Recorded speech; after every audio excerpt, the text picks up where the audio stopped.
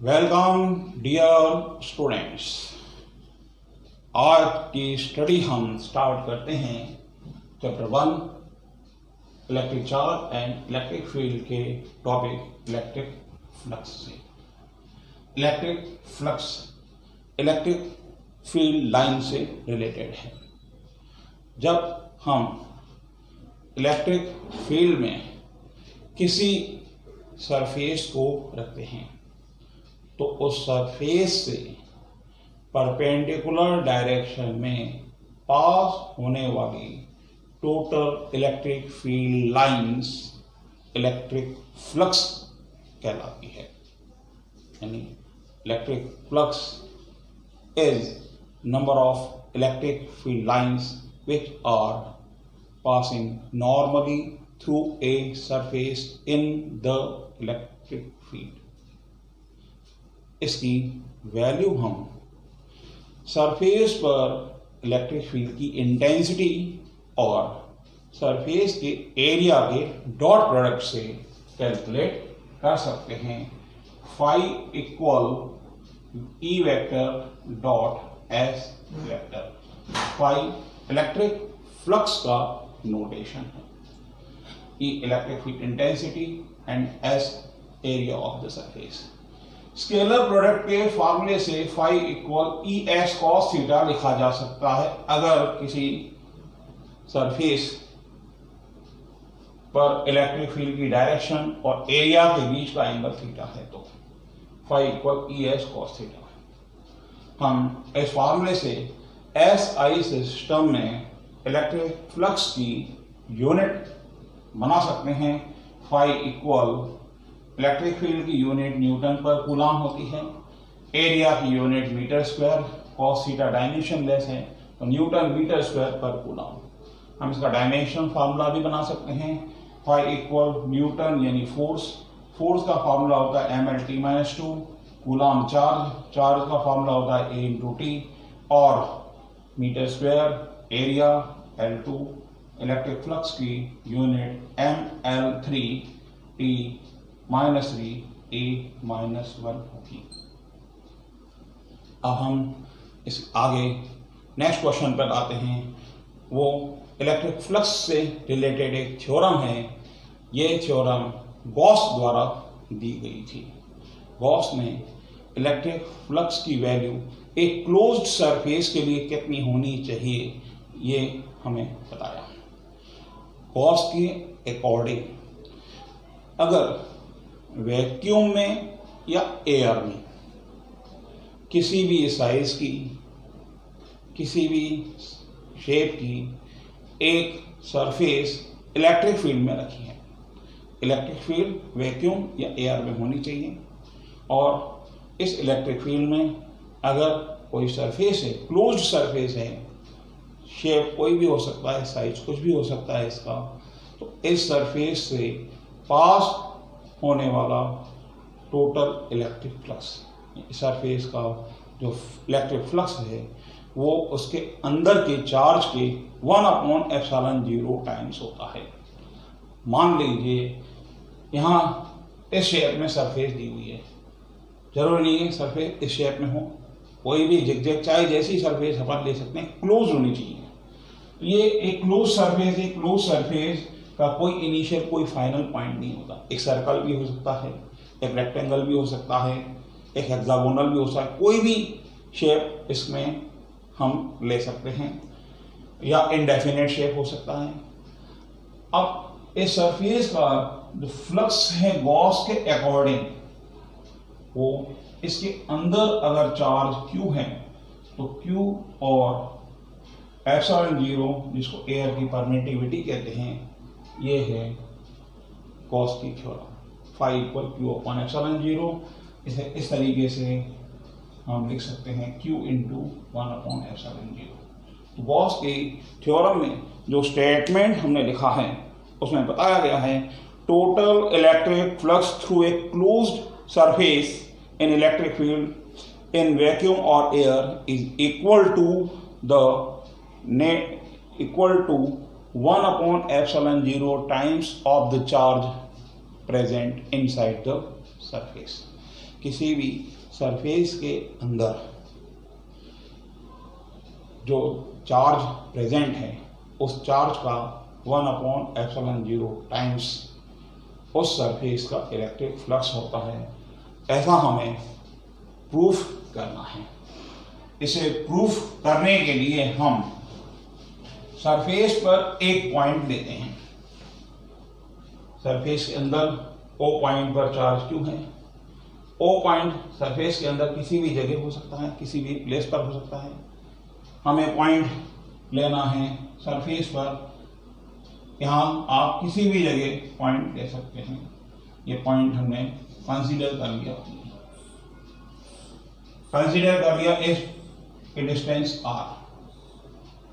तो इस पॉइंट पर इलेक्ट्रिक फील्ड की इंटेंसिटी E इक्वल हम लिख सकते हैं पिछले फॉर्मूले के बेस पर 1/4πε0 के Q/r²। ये पॉइंट चार्ज की इलेक्ट्रिक फील्ड का फार्मूला होता है। चार्ज Q से r डिस्टेंस पर यह इलेक्ट्रिक फील्ड है। सरफेस एयर या वैक्यूम में ली गई है, इस वजह से K की वैल्यू 1, तो यहाँ से K को हटा देंगे। ये इलेक्ट्रिक फील्ड है और इसकी direction from O point two P point, यानी हम इस डायग्राम में इलेक्ट्रिक फील्ड की डायरेक्शन इस तरीके से यहाँ पर शो कर सकते हैं। अब हम इलेक्ट्रिक फील्ड की डायरेक्शन O से B की ओर इस तरीके से इस पॉइंट के आसपास हम एक स्मॉलेस्ट पार्ट लेते हैं सरफेस का। सपोज कीजिए ये पार्ट है ds। ये एक ऐसा एलिमेंट है, ऐसा पार्ट है जिसके सभी पॉइंट्स पर इलेक्ट्रिक फील्ड की इंटेंसिटी P पॉइंट पर इंटेंसिटी के इक्वल है। तो हमने P के सराउंडिंग सरफेस पर एक ऐसा स्मॉलेस्ट पार्ट लिया सरफेस का जहां सभी जगह इलेक्ट्रिक फील्ड की इंटेंसिटी कैपिटल E है। हम इस सरफेस का एरिया कंसीडर कर लेते हैं।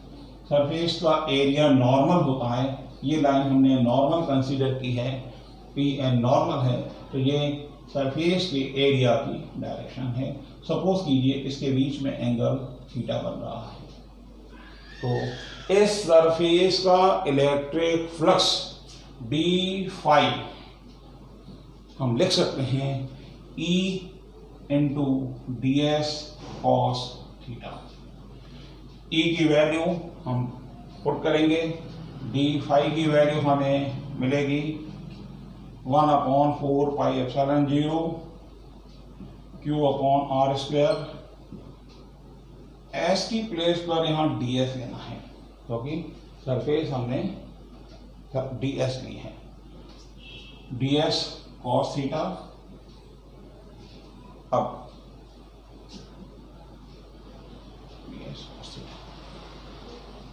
Q 4πε0, ये क्वांटिटी हम सेपरेट करते हैं। ds cos theta upon r², इसको प्लग कर दिया। इस सरफेस पर इलेक्ट्रिक फील्ड की डायरेक्शन में जो एंगल है, जो कंपोनेंट है एरिया का, वो है ds cos theta. ds vector के अगर हम रेक्टेंगुलर कंपोनेंट करते हैं तो एक कंपोनेंट हमें इलेक्ट्रिक फील्ड की डायरेक्शन में मिलता है ds cos थीटा और एक इसके परपेंडिकुलर मिलेगा ds sin थीटा। जो इफेक्टिव कंपोनेंट होगा एरिया का, वो इलेक्ट्रिक फील्ड की डायरेक्शन वाला कंपोनेंट इफेक्टिव माना जाएगा। इसलिए हम इस सरफेस का जो इफेक्टिव एरिया है वो ds cos थीटा लेते हैं। हम ये क्लास 11 में पढ़ चुके हैं। किसी भी सरफेस का एरिया और किसी पॉइंट से सरफेस की डिस्टेंस के स्क्वायर का रेशो सॉलिड एंगल होता है। अगर ये सरफेस पॉइंट O पर एंगल d ओमेगा बना रही है तो ये इस सरफेस का एंगल सॉलिड एंगल होगा। सॉलिड एंगल की वैल्यू इफेक्टिव एरिया और डिस्टेंस के स्क्वायर के रेशो के इक्वल होती है। ds cos theta effective area है, r एवरेज डिस्टेंस है इस सरफेस की। सो एस का रेशो हम डी ओमेगा लिख सकते हैं। तो डी फाई की वैल्यू हमें मिलेगी Q upon 4 pi epsilon 0 into D omega. हम टोटल इलेक्ट्रिक फ्लक्स कैलकुलेट करने के लिए इस इक्वेशन का इंटीग्रेशन करते हैं। इसके लिए हम lower limit 0 and upper limit लेते हैं 4 पाई। सॉलिड एंगल की मिनिमम वैल्यू 0 होगी और हाईएस्ट वैल्यू 4 पाई होगी। Q upon 4 pi epsilon 0 into D omega. Integration करने के लिए ये वैल्यू हम देखें, Q upon 4 pi epsilon 0 constant है, इसको आप अलग से इंटीग्रेशन के बाहर लीजिए और 0 टू 4 पाई डी ओमेगा। इसे सॉल्व करते हैं। फाई इक्वल हमें मिलेगा Q upon 4 pi epsilon 0 omega 0 to 4 pi. आगे से सॉल्व करते हैं। Q upon 4 pi epsilon 0 4 pi minus 0।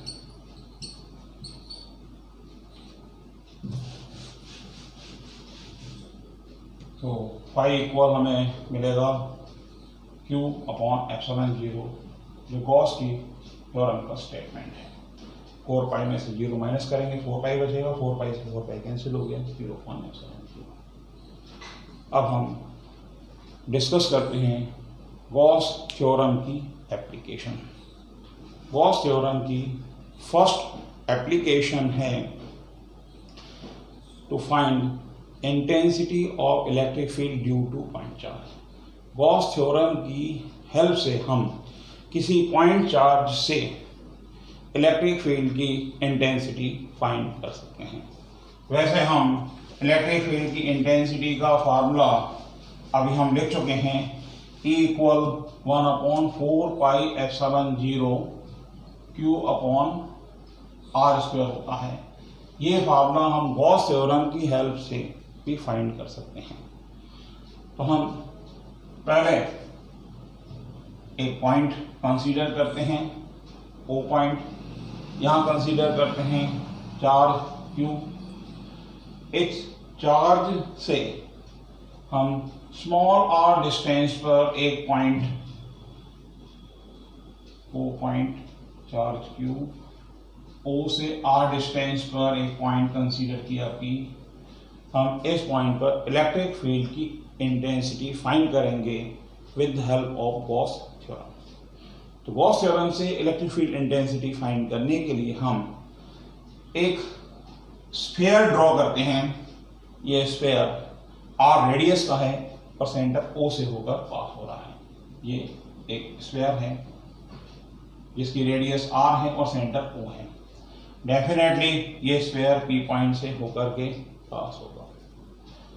इस स्फीयर की सरफेस को हमने कंसीडर किया है S। इस सरफेस के सभी पॉइंट्स की डिस्टेंस सेंटर से इक्वल है। तो इस चार्ज की वजह से इसकी सरफेस पर सभी पॉइंट पर इलेक्ट्रिक फील्ड की इंटेंसिटी इक्वल होगी।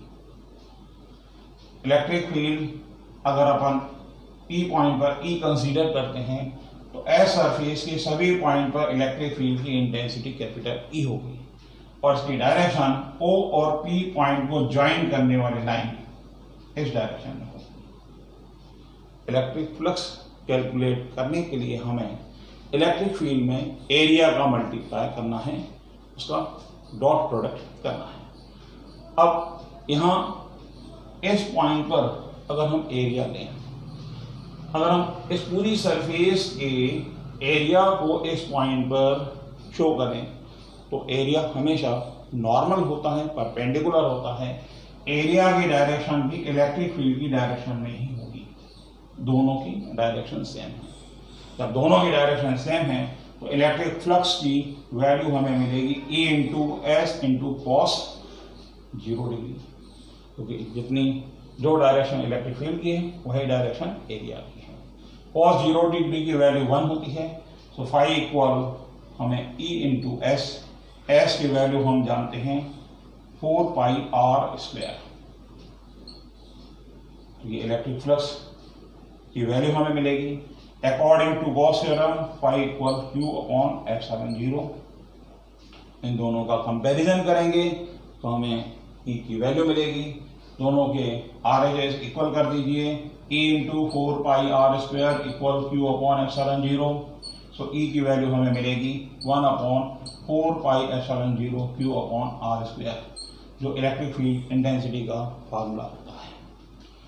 गॉस थ्योरम की हेल्प से इलेक्ट्रिक फील्ड की इंटेंसिटी को फाइंड कर सकते हैं। और भी कई एप्लीकेशन हैं।